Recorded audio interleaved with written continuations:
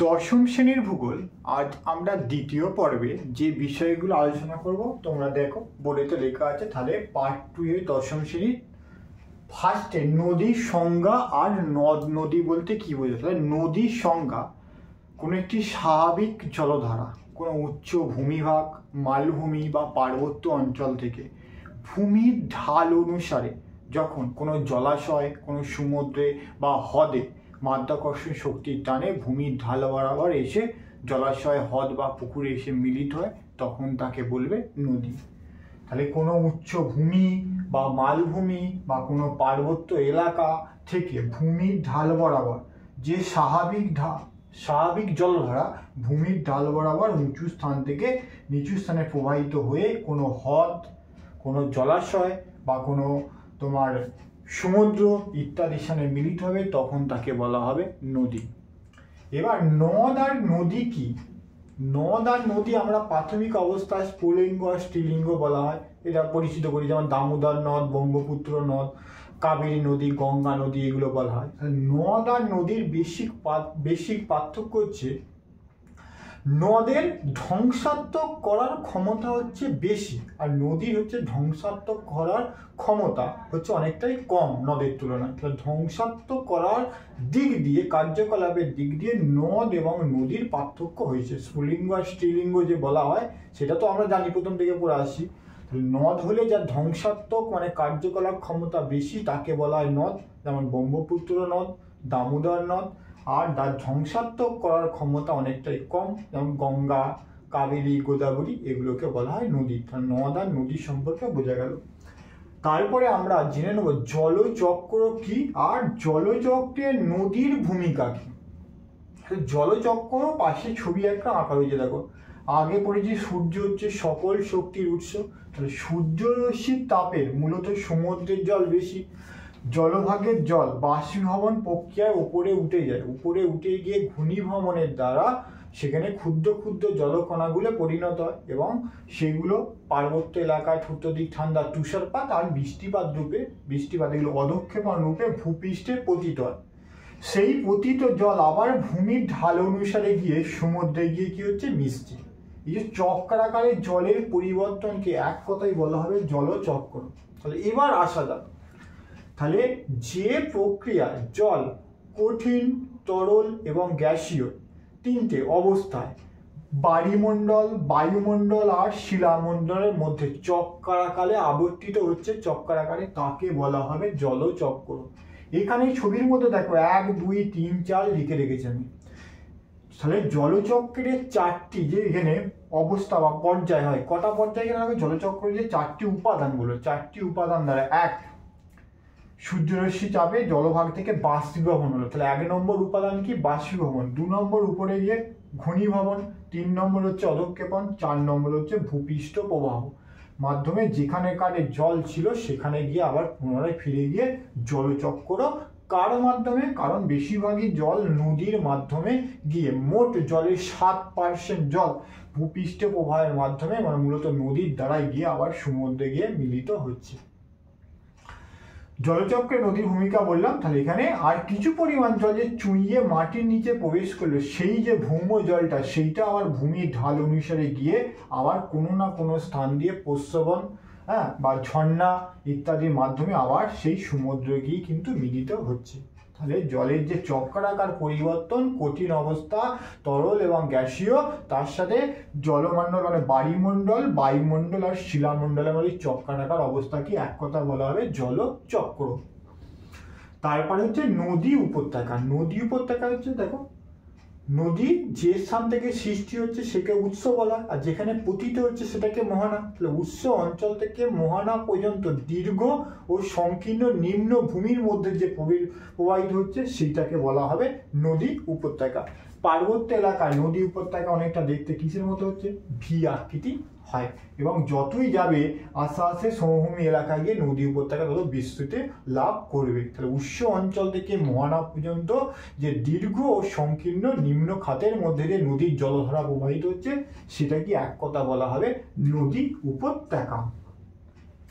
এবারে এখানে দুটো পার্থক্যর মাধ্যমে বলে দিচ্ছি, নদীর ধারণ অববাহিকা আর নদী অববাহিকা। তাহলে পার্থক্যটা পরীক্ষা পরে তার সাথে দুটো আমি একসাথে বলে দিচ্ছি, তোমাদেরকে পড়তে সুবিধা হবে। ফার্স্টে দেখো নদীর ধারণ অববাহিকা।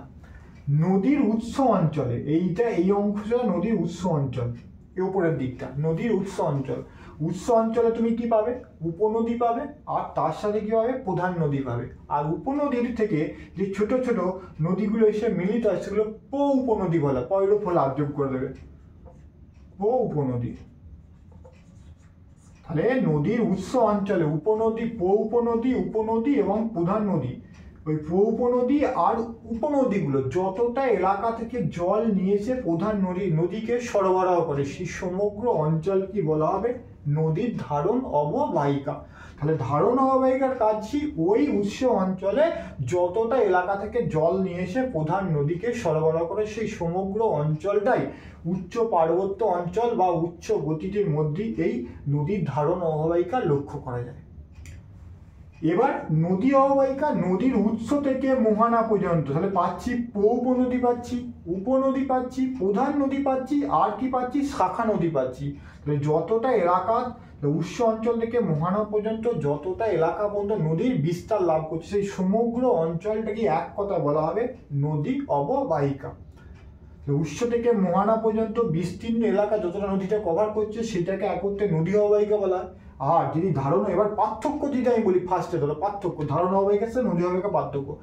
ধারণ অববাহিকা তুমি শুধু পেলে নদীর উৎস অঞ্চলের মধ্যেই সীমাবদ্ধ, আর নদী অববাহিকা কথা পাচ্ছ নদীর উৎস থেকে একদম মোহনা পর্যন্ত সীমাবদ্ধ এলাকাটা। আর এলাকা হচ্ছে আয়তনের দিক দিয়ে এ উচ্চ গতি লক্ষ্য করা যায়, এ উচ্চর সাথে মধ্য এবং নিম্নগতি নদী অববাহিকার মধ্যে লক্ষ্য করা যায়। আয়তন পয়েন্ট করছো, এ আয়তনে হচ্ছে নদী অববাহিকার তুলনায় অনেক কম, আর আয়তনে হচ্ছে নদী অববাহিকা অনেক বিশাল, কারণ এর উৎস অঞ্চল মানে উচ্চ গতি, মধ্যগতি, নিম্নগতি তিনটি লক্ষ্য করতে পারছো। আর নদীর ধারণ অববাহিকা শুধুমাত্র তুমি লক্ষ্য করতে পারছো নদীর কি গতি? নদীর উচ্চ গতি বা উচ্চ পার্বত্য অঞ্চলের মধ্যে তুমি সীমাবদ্ধ লক্ষ্য করতে পারছো। আর কি কি নদী দেখতে পাচ্ছ? নদীর ধারণ অববাহিকা তুমি পেলে উপনদী পেয়েছ, উপনদী পেয়েছ, প্রধান নদী পাচ্ছ। আর নদী অববাহিকার মধ্যে পাচ্ছ ওইগুলো তো পাচ্ছ, তার সাথে তুমি শাখা নদী পাচ্ছ আর প্রশাখা নদী পাচ্ছ। কারণ মোহনা অংশে শাখা নদীগুলো একাধিক ভাগে বিভক্ত হয়ে যায়, এগুলো শাখা নদী বলা হয়। ধারণ অববাহিকা গেল। ভারতের নদী অববাহিকার মধ্যে গঙ্গা নদী অববাহিকা হচ্ছে সবচেয়ে বৃহত্তম নদী অববাহিকা। এবার জলবিভাজিকা আর একটা খুব সহজ বিষয়, দেখো এটা একটা উঁচু ভূমি, তাহলে এটা হচ্ছে একটা উচ্চ ভূমি, এইটা উচ্চ ভূমি, খুব সহজ। যে উচ্চভূমি দুই বা তার বেশি নদীকে একে অপরের থেকে পৃথক করে সেই উচ্চভূমি কি বলা হবে? জলবিভাজিকা। খুব সহজ বিষয়। তাহলে একটা উচ্চভূমি, এখানে দুটো নদীর নীল অংশ দ্বারা প্রবাহ, এগুলো নদী দেখানো হচ্ছে, দুটো নদীকে একে অপরের থেকে পৃথক বা আলাদা করছে, তাকেই বলা হবে জলবিভাজিকা। ভারতের প্রধান জলবিভাজিকা হচ্ছে বিন্ধ্য পর্বত। কারণ বিন্ধ্য পর্বত উত্তর ভারতের নদ নদী আর দক্ষিণ ভারতের নদ নদী বিন্ধ্য পর্বত দ্বারা একে অপরের থেকে পৃথক করেছে। এছাড়াও পশ্চিমঘাট পর্বত, পূর্বঘাট পর্বত ভারতের অন্যতম জলবিভাজিকা।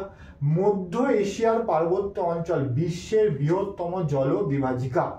তাহলে জলবিভাজিকা আমরা বললাম, এটা বলেছি, এটা বলা হলো। এবার হচ্ছে নদীর গতি, তার সাথে আদর্শ নদী, তার একটা করে উদাহরণ জানবো। নদীর গতি, নদীর হচ্ছে তিনটে গতি, তাহলে নদীর হচ্ছে উচ্চ গতি, মধ্যগতি আর নিম্ন গতি। উচ্চ গতিতে মূলত পার্বত্য এলাকা দেখা যায়। পার্বত্য এলাকা থাকার জন্য ভূমির ঢালের পরিমাণ খুব বেশি, ভূমির ঢাল বেশি থাকার জলের স্রোতের গতিবেগও বেশি, জলের স্রোতের গতিবেগ বেশি থাকার জন্য নদী সেই অংশে কি করে? নদী উচ্চ গতিতে করে, নদী কি করে? প্রধান যে কাজ ক্ষয় কাজ করে। মধ্যগতিতে ভূমিভাগের ঢাল কি হয়? অনেকটাই কমে যায়। কমে যাওয়ার জন্য উচ্চ গতি থেকে যে ক্ষয়কারী পদার্থগুলো নুড়ি, কাঁকড়, পলি, বালি, কাদা ইত্যাদি কি করে? মধ্যগতিতে যে কাজটা এসে যায় সেই কাজটা হচ্ছে তো নদী কি কাজ করে? বহন কাজ করে। আর নিম্নগতি যখন ভূমিভাগের ঢাল একবারেই কমে যায়, সেখানে থাকে না, তখন জলের নদীর স্রোতের বেগও কি হয়? কমে যায়। তখন ক্ষয়জাত পদার্থগুলো আর বহন করতে পারে না নদী, তখন স্রোতের গতিবেগও কমে যাচ্ছে, জলের গতিবেগ মানে কমে যাচ্ছে। সেখানে কি করে? নদীর যে কাজটা করে সেই কাজটা হচ্ছে নদীর সঞ্চয় কাজ। তাহলে এখানে নদীর কটা গতি পেলে? তিনটে। কি কি? উচ্চ, মধ্য আর নিম্ন। উচ্চ গতিতে নদীর কি কাজ? ক্ষয় কাজ। মধ্য গতিতে নদীর কি কাজ? বহন কাজ। আর নিম্ন গতিতে নদীর কি কাজ? সঞ্চয় কাজ। যে নদীর গতিপথে উচ্চ গতিতে ক্ষয় কাজ, মধ্য গতিতে বহন কাজ, নিম্ন গতিতে সঞ্চয় কাজ সুন্দরভাবে লক্ষ্য করা যায়, সেই নদীগুলো কি বলা হবে? আদর্শ নদী। ভারতের আদর্শ নদী গঙ্গা, সিন্ধু, ব্রহ্মপুত্র, আমাজন। ভারতের তিনটে বলবে গঙ্গা, সিন্ধু, ব্রহ্মপুত্র। বিশ্বের বৃহত্তম নদী হচ্ছে আমাজন, দীর্ঘতম নদী হচ্ছে নীলনদ। এইগুলো সব তোমার এক একটা আদর্শ নদীর উদাহরণ। এবার কিউসেক আর কিউমেক বলতে কি বোঝো? পরীক্ষায় পড়ে এমসিকিউ। দুটোই হচ্ছে নদীতে জলপ্রবাহ পরিমাপের একক। কিউসেক আর কিউমেক প্রতি সেকেন্ডে নদী খাতের নির্দিষ্ট অংশ দিয়ে যত ঘন মিটার, এই যে কিউমেক ম, এখানে মনে রাখবে ম দিয়ে ঘন মিটার, প্রতি সেকেন্ডে যত ঘন মিটার জল পরিবাহিত হয় মানে প্রবাহিত হয় তাকে বলা হবে কিউমেক। আর প্রতি ঘন ফুট নদী খাতের কোনো নির্দিষ্ট অংশের মধ্যে দিয়ে যত ঘন ফুট জল প্রবাহিত হয় তাকে বলা হবে কিউসেক। আর ম দিয়ে ঘন মিটার মনে রাখবে। তার দুটি হচ্ছে জলপ্রবাহের পরিমাপের একক। এবার হচ্ছে নদীর ক্ষয় কাজ। তাহলে নদীর ক্ষয় কাজ পরীক্ষায় পরে, কিন্তু নদীর ক্ষয় কাজের প্রাথমিক কি কি ক্ষয় কাজ? নদী যে প্রথম যে ক্ষয় কাজ করে সেই ক্ষয় কাজের নাম হচ্ছে জলপ্রবাহ ক্ষয়। কি ক্ষয়? নদীর জলপ্রবাহ ক্ষয়। তাহলে নদীর জলের স্রোতের দ্বারা নদীর তলদেশ এবং পার্শ্বদেশ নরম শিলাখণ্ড জলের দ্বারা ক্ষয়প্রাপ্ত হয়, তাকে বলা হবে জলপ্রবাহ ক্ষয়। জলপ্রবাহ ক্ষয়ের পরই আসবে অবঘর্ষ ক্ষয়। অবঘর্ষ ক্ষয়। তাহলে নদীর জলের স্রোতের দ্বারা তার সাথে শিলাখণ্ড, তাহলে অবঘর্ষ ক্ষয়টা মনে রাখবে। নদীর জলপ্রবাহ প্লাস নদীর খণ্ড মানে খাতের মধ্যে থাকা শিলাখণ্ড, তাহলে জলপ্রবাহ প্লাস শিলাখণ্ড উভয়ের মিলিত কার্যের ফলে যখন শিলা ক্ষয়প্রাপ্ত হয় সেটাকে বলা হবে অবঘর্ষ ক্ষয়। তাহলে জলপ্রবাহ প্লাস শিলাখণ্ড দ্বারা হলে তখন তাকে বলবে অবঘর্ষ ক্ষয়। আর তারপরে কি ক্ষয়? ঘর্ষণ ক্ষয়। 3 নম্বর কি ক্ষয়? ঘর্ষণ ক্ষয়। তাহলে নদীর মানে নদী খাতের মধ্যে থাকা শিলাখণ্ড প্লাস শিলাখণ্ড নিজেদের মধ্যে ধাক্কা লেগে ছোট ছোট টুকরো টুকরো হয়ে যায়। তাহলে নদী খাতের মধ্যে শিলাখণ্ড নিজেদের মধ্যে সংঘর্ষে টুকরো টুকরো হয়ে যায় যে প্রক্রিয়ার দ্বারা, সেইটাই হচ্ছে নাম ঘর্ষণ ক্ষয়। ঘর্ষণ ক্ষয়ের দ্বারা শিলাখণ্ড নিজেদের মধ্যে টুকরো টুকরো হয়ে যায়। তারপরে হচ্ছে বুদবুদ ক্ষয়। বুদবুদ ক্ষয় নদীর জলপ্রবাহের দ্বারা সৃষ্ট কোনো বুদবুদের মধ্যে বায়ুর চাপের তারতম্যের ফলে শিলাখণ্ড 1 সেমি ব্যাস বিশিষ্ট বুদবুদে 18 কেজি হাতুড়ির আঘাত করলে যে পরিমাণ শক্তি উৎপাদন হবে সেই পরিমাণ শক্তির দ্বারা শিলাখণ্ড বুদবুদ ক্ষয়ের দ্বারা কি হবে? ভেঙে যাবে। সেটা হচ্ছে বুদবুদ ক্ষয়। আর সর্বশেষ করবে দোবন ক্ষয়। 5 নম্বর হচ্ছে দোবন ক্ষয়। দোবন ক্ষয় হচ্ছে জিপসাম, চুনাপাথর, সন্ধব, লবণ, বুঝছে, এইগুলো যে সকল অঞ্চলে নদীর আছে, ধরো নদীর জল দ্বারা সেইগুলো জলে সহজেই গেলে এর মধ্যে দিয়ে উপরিভাগ দিয়ে নদী প্রবাহিত হলে জলে দ্রবীভূত হয়ে যায়, সেটা হচ্ছে দোবন ক্ষয়। তাহলে নদীর যদি বলা হয় ক্ষয় কাজের প্রক্রিয়া, কটা প্রক্রিয়া পেলে? 5টা প্রক্রিয়া। ফার্স্ট প্রক্রিয়া পেয়েছে জলপ্রবাহ ক্ষয়, সেকেন্ড বললাম অবঘর্ষ ক্ষয়, থার্ড বললাম আমি ঘর্ষণ ক্ষয়, ফোর্থ বললাম বুদবুদ ক্ষয়, সর্বশেষ বললাম আমি দোবন ক্ষয়। নদীর বহন কার্য। নদীর বহন কার্য এখানে ছোট করে একটা ছবি আঁকা আছে, প্রতিটা বইতে আঁকা আছে, দেখবে। নদীর প্রথমে যে দোবন ক্ষয় আমি বললাম, এই যে দোবন ক্ষয়, দোবন প্রক্রিয়ার মধ্যে কি? ওই যে জিপসাম, সন্ধব, লবণ, চুনাপাথর যুক্ত অঞ্চলের মধ্যে দিয়ে নদী প্রবাহিত জলের দ্বারা সেই সমস্ত পদার্থগুলো এক স্থান থেকে অন্য দোবন প্রক্রিয়ার দ্বারা এক স্থান থেকে অন্য স্থানে তাড়িত হয়ে মানে ভেসে জলের মধ্যে দিয়ে চলে যাচ্ছে, সেটা হচ্ছে দোবন ক্ষয় বলা হয়। দোবন একটা দোবন প্রক্রিয়া একটা বহন প্রক্রিয়ার মধ্যে, বহন কাজের মধ্যে পড়ছে। এবার দেখো এখানে দেখো 3টে লেখা আছে, 3টে।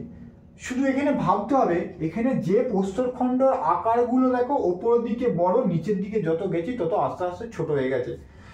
শিলাখণ্ডের আকারগুলো যখন ছোট ছোট ক্ষুদ্র ক্ষুদ্র হয় জলের দ্বারা তাড়িত হয়ে জলের সাথে ভেসে অন্যত্র তাড়িত হয়ে যায়, সেইটাকে নাম হচ্ছে ভাসমান প্রক্রিয়া, সেটাকে নাম হচ্ছে ভাসমান প্রক্রিয়া। তাহলে জলের দ্বারা ছোট ছোট শিলাখণ্ডগুলো জলের স্রোতের দ্বারা উঁচু স্থান থেকে নিচু স্থানে অটোমেটিক কি হবে স্থানান্তরিত হয় জলের স্রোতের দ্বারা, সেই প্রক্রিয়ার নামই হচ্ছে ভাসমান প্রক্রিয়া।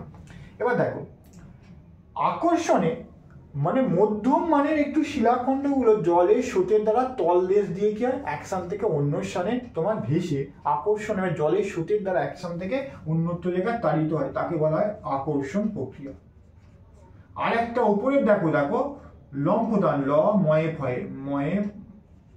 ফয়ে লম্ফদান প্রক্রিয়া, আকর্ষণ প্রক্রিয়া। আর একটা হচ্ছে লম্ফদান প্রক্রিয়া, শিলাখণ্ডের আকৃতিগুলো একটি বড়, তাহলে এইগুলো জলের স্রোতের দ্বারা এই শিলাখণ্ডটা এখানে আসলো, আবার লাফিয়ে অন্যত্র, যেহেতু শিলাখণ্ডের আকার একটু বড় জলের স্রোতের দ্বারা এক স্থান থেকে লাফিয়ে অন্যত্র তাড়িত হয়, নিচের দিকে তাড়িত হয়, সেটাকে বলা হচ্ছে লম্ফদান প্রক্রিয়া। আর জলের স্রোতের তলদেশ দিয়ে যখন স্থানান্তরিত গড় করে কেবে গড়ানো পদ্ধতিতে এক স্থান থেকে, সেটা হচ্ছে আকর্ষণ প্রক্রিয়া বা গড়ানো প্রক্রিয়া বলা হয়। তাহলে নদীর বহন কার্য তুমি কটা পেলে? 4টে পেলাম আমি। কটা পেলে? 4টে। কি পেয়েছো?